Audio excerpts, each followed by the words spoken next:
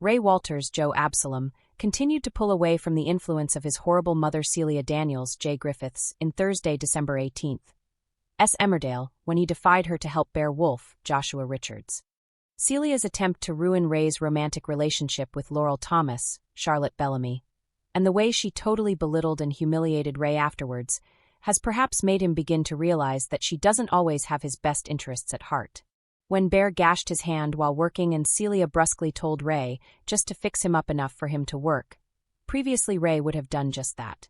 But this time he secretly defied her, telling Bear he would drive him to hospital to get the wound cleaned and stitched up properly.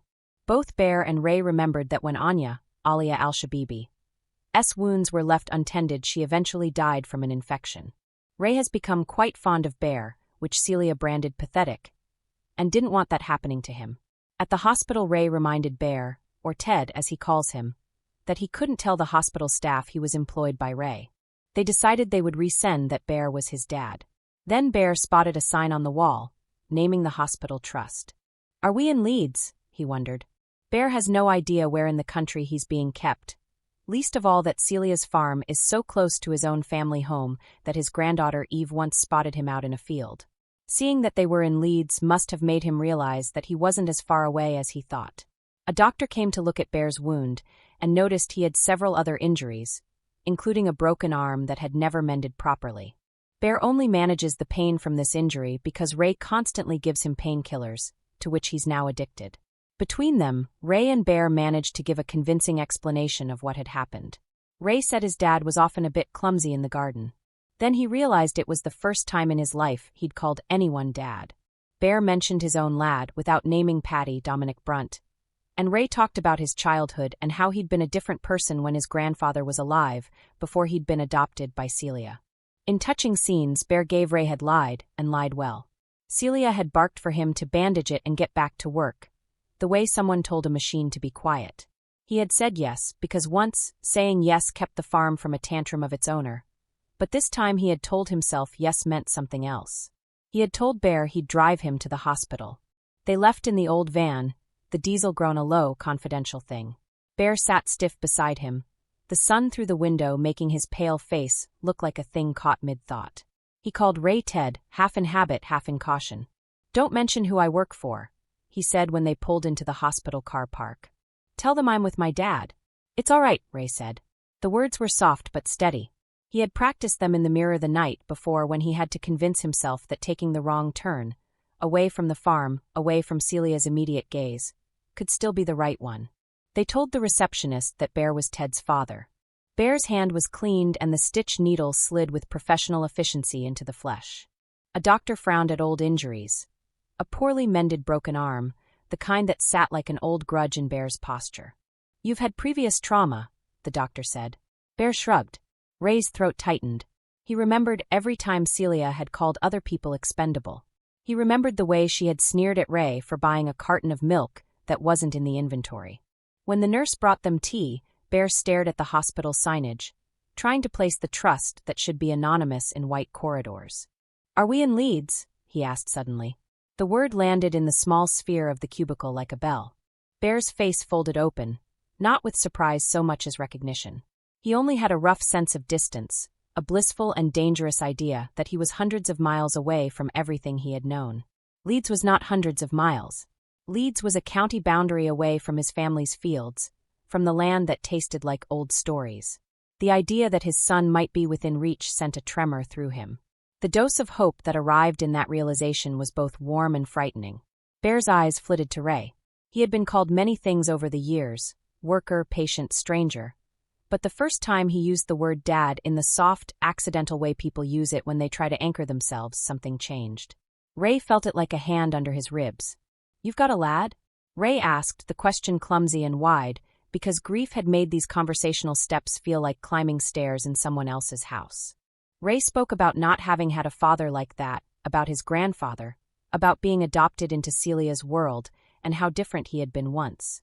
Bear listened, and then he spoke like a man who had hoarded small truths for a long time. "Don't let them take your life for you, lad," Bear said. He called Ray lad in a way that made the word older than either of them. "You're allowed to want more than what they give." Ray laughed then, a wet, surprised sound. What if my dream includes a lady? He thought of Laurel, her cautious smiles, and the way she folded her concern into practical things like wholesome dinners and a chair by the fire. He had been clumsy with her forgiveness, too scared to ask for it outright, and too proud to accept it passively. Bear's smile was a small, sun-creased thing. Then make room for the lady, he said. Don't let fear build the walls. Outside the hospital window, the rain had started and then stopped, the kind of indecisive drizzle that made the world feel like a stage paused between scenes. Ray's phone buzzed. It was Celia. He ignored it. Back at the farm, the cozy cruelty of Celia's control was beginning to fray in other places.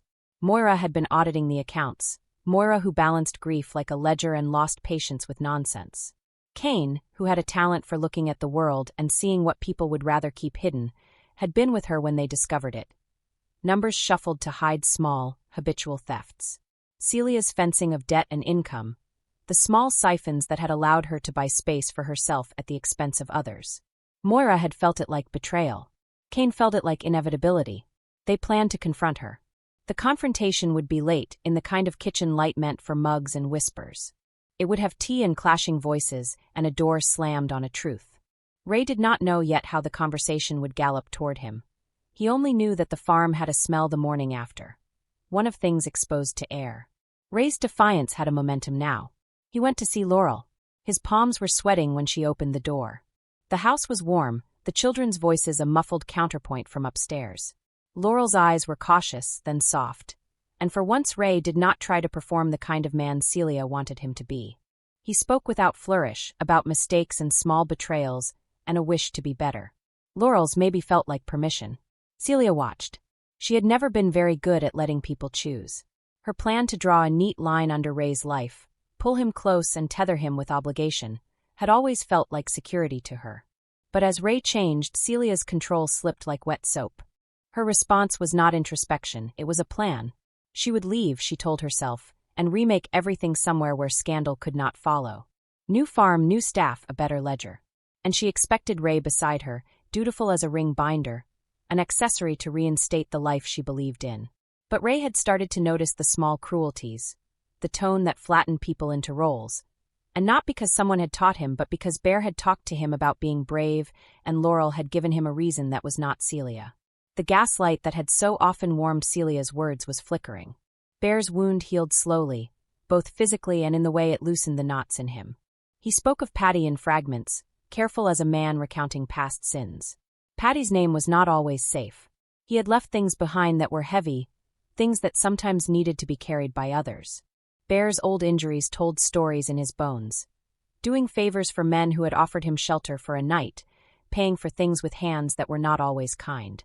In the small hours, after Ray had left him with a hot water bottle and a promise to return, Bear lay in the narrow bed and thought of Fields and a son who might stand at a gate and not recognize him, or might recognize him and accept him anyway.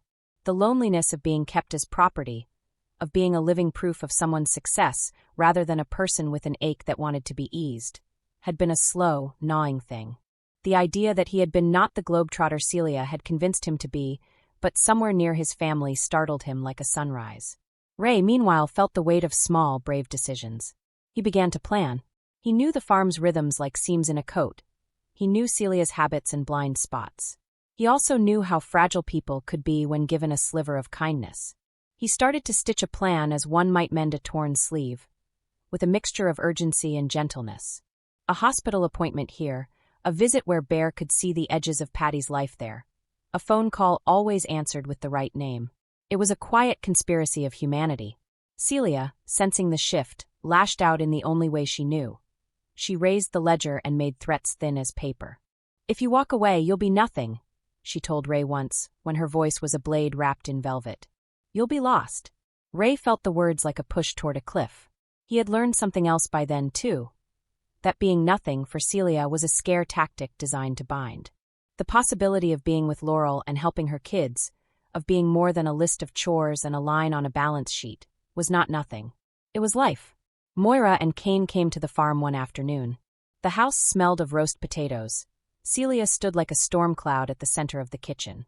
"You think we'll let you knot up the lives of people?" Moira said, not a question. Kane watched her face, watched the jagged edges of Celia's composure. Accusations flew like splinters. Celia's face went through the same choreography of indignation she always relied on, but now the crowd of evidence made it harder to perform. The more things cracked, the more Bear's old courage shone through. He started to count the days. If Leeds was close, he calculated, then home might be within reach. He began to test the distance in ways that were small but significant, asking the nursing staff about visiting rules, making notes about bus routes, learning street names. He practiced conversations in the privacy of his pillow, the kind of rehearsals actors do before confessing a truth on stage. Patty's face lived in these rehearsals, hazy and then distinct. Ray became Bear's accomplice in the gentlest sense of the word. Not a criminal and not a martyr, simply someone who could see a man's right to his family.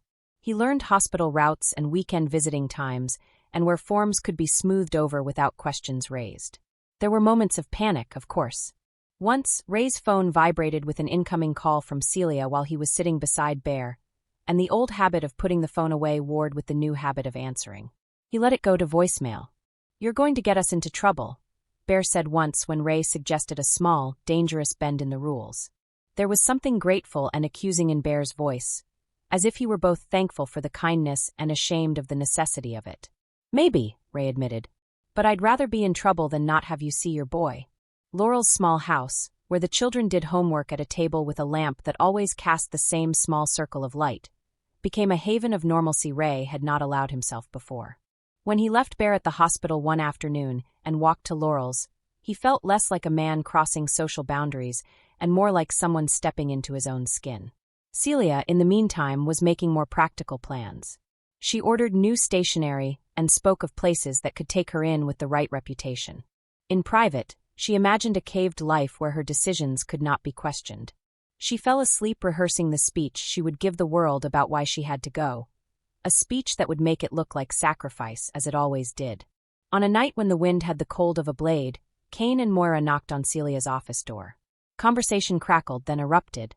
Ray, lingering in the doorway, realized the choice would not be made by him, but would be decided by the fallout. The community, with its small network of loyalties and resentments, had begun to tilt. People who had relied on Celia's steadiness were suddenly remembering the cost. When the day for the plan came, Bear was ready with an anxiety that made every breath sharp. He had mapped out a route to a bus stop that would take him close to a place where a friend might be waiting. Ray had secured a folded letter for Patty, whatever a folded letter means in a world of phones and grief, and had the keys to the van stored in a place Celia never checked, because she never believed he would use them. They moved in a hush like conspirators of compassion. Ray drove. Bear sat with his hand wrapped snugly, and every jolt of the van was a question. At the edge of the county, Ray pulled over and Bear stared at the sign that pointed toward a village he had known in older photographs. He read the name aloud, a prayer the shape of a place. "Home?" Ray asked, as if asking permission to believe. Bear's smile was complicated, a mix of fear and fierce hope. "Maybe," he said. "If I can stand it." When they reached the lane that led to Patty's farm, the world felt dangerous and delicate in equal measure. Patty stood at the gate, the silhouette of a man who had spent more years on the land than off it. Ray's heart was a drum. Bear's breath came slower, as if he were unlearning how to be frightened. Patty looked up from where he was mending a fence.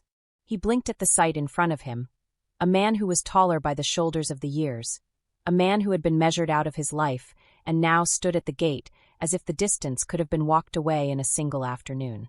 For a moment there was no sound but the wind. Then Patty's face folded, and he took a step forward. Bear's hand found Ray's for the briefest second, a clumsy thank you that said more than either of them wanted. "Bear!" Patty's voice came like an old tune recognized. "Thanks for watching. Don't forget to like, comment, and subscribe to Emmerdale Echoes."